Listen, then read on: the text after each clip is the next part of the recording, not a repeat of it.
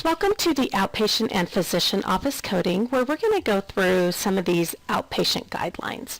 So in outpatient care, primary care services include preventive and acute care that is provided by physicians as that first point of contact into the healthcare system. So primary care providers, otherwise known as PCPs, take responsibility for managing and coordinating a patient's care, and they really develop and sustain that partnership and relationship with their patients. The PCP can refer patients to other medical specialties as needed for like second opinions and or consultations. So an example would be a patient presents to their primary care physician for an injury to their wrist, and after an x-ray and exam, it is determined that the patient sustained a distal radius fracture. Therefore, that PCP is referring that patient to an orthopedic physician. So outpatient and ambulatory services are billed on a CMS 1500 claim form to generate reimbursement for these outpatient services. With the exception of home health and hospice, they actually are billed out on a UB04 claim form, which is for the hospital, and that's per CMS guidelines. So ambulatory patients in the hospital outpatient service settings, they're usually treated and released the same day, so no overnight stay. And then ambulatory surgery patients, procedures that are performed on an outpatient basis, and that patient is usually released the same day as well. You'll also hear the terms for these kind of patients as same-day surgeries, and these can be performed in an outpatient hospital setting and or like a free ambulatory surgery setting. Emergency care patients, these are going to be your ED or your emergency room visits, and patients are usually released the same day. Sometimes, of course, there may be an overnight stay.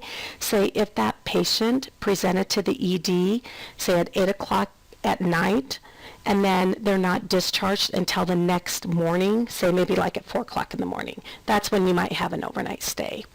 Observation patients. For an observation patient, there needs to be an admit or an admission order that is required by the admitting physician that shows the patient is being placed in an ob status.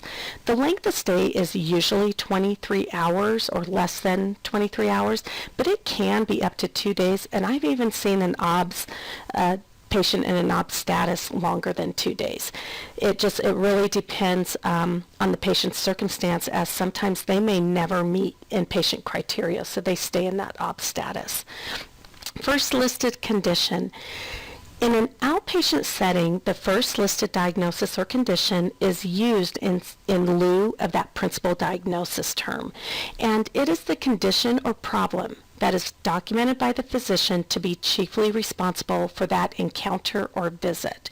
And just a quick note, the terms encounter and visit, you're going to hear them used interchangeably when describing outpatient services.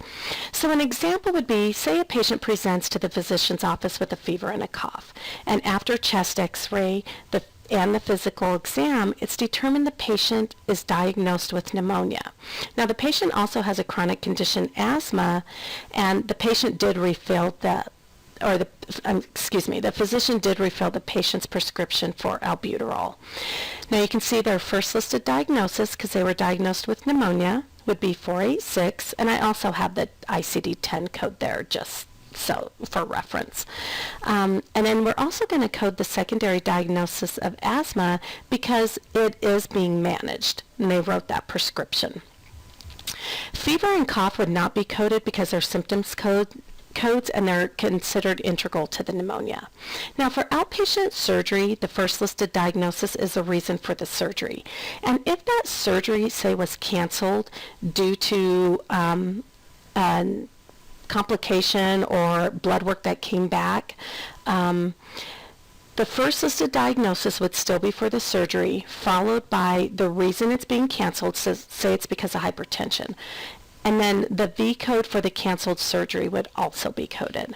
In an observation stay, when a patient has an outpatient surgery and develops a complication requiring admission to an observation status, the first listed diagnosis would be the reason for the surgery, followed by the codes for the complication.